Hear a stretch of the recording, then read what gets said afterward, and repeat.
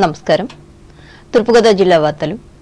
వినియోగదారులు gas book చేసుకున్న 48 గంటల్లోపు delivery ఇవ్వాలని, దీనికోసం అదనపు ఛార్జీలు వసూలు చేయవద్దని జిల్లా కలెక్టర్ పి ప్రశాంతి పేర్కొన్నారు. రాజమహేంద్రవరం కలెక్టరేట్లో సోమవారం కలెక్టర్ గ్యాస్ ఏజెన్సీల ప్రతినిధులతో సమీక్షించి మాట్లాడారు.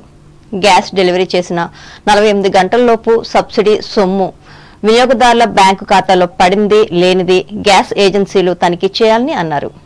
జిల్లాలో దీపం పథకం కింద 408 మంది లబ్ధిదారులు సబ్సిడీ పొందలేదని, త్వరితగతిన వచ్చే విధంగా చర్యలు తీసుకుంటామని తెలిపారు. ఈ కార్యక్రమంలో జిల్లా పౌర సరఫరాల అధికారి ఎం నాగాంజనేయులు పాల్గొన్నారు.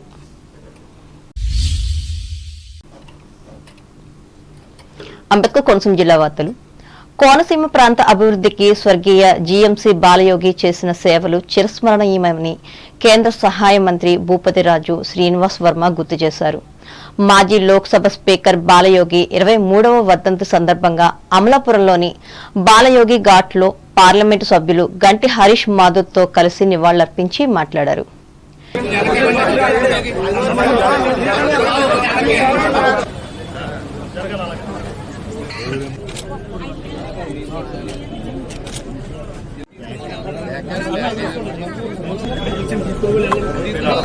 కోనసీమ అభివృద్ధి ప్రదాత బాలయోగి గారు. బాలయోగి గారు లేనటువంటి కోనసీమను ఊహించడం అనేది చాలా కష్టం. కోనసీమకే కాదు, లోక్సభ స్పీకర్ గా ఉండి ఆంధ్రప్రదేశ్ రాష్ట్రానికి పెద్ద ఎత్తున నిధులు మంజూరు చేయడంలో కీలక పాత్ర పోషించినటువంటి వ్యక్తి బాలయోగి గారు.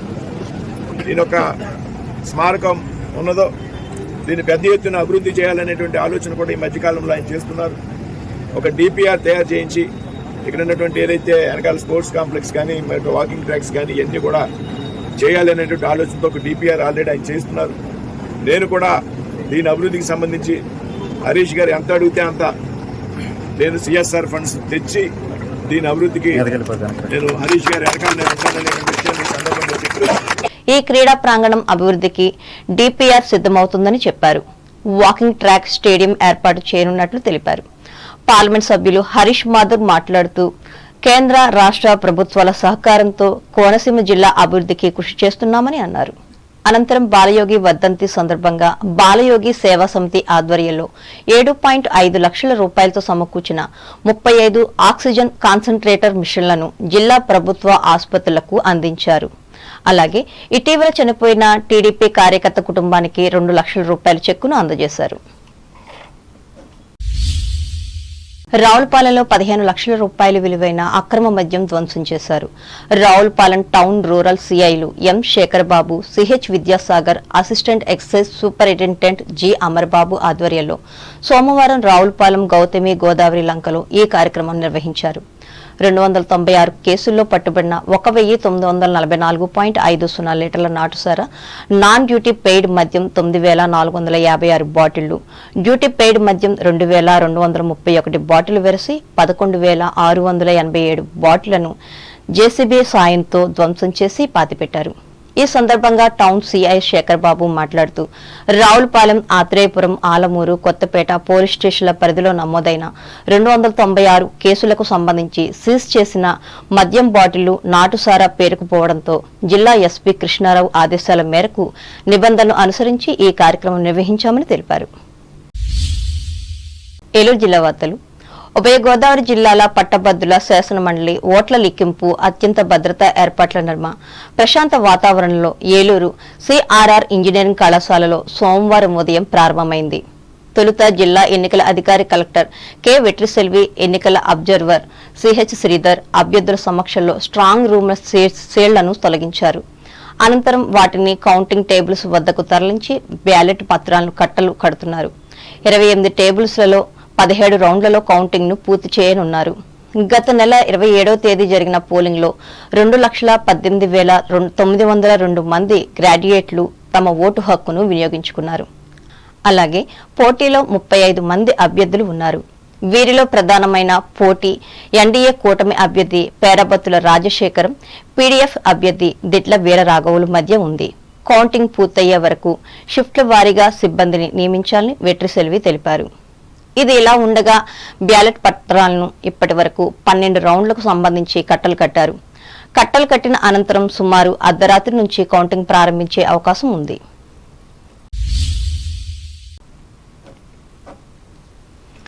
గత ప్రభుత్వ హయాంలో రద్దు చేసిన జీవో నెంబర్ 3ను పునరుద్ధరించాలని, ఐటీడీఏలకు ట్రైకార్ నిధులను కేటాయించాలని ఎన్డీఏ కూటమి ప్రభుత్వాన్ని ఏలూరు జిల్లా పోలవరం శాసనసభ్యులు చిర్రి బాలరాజు కోరారు.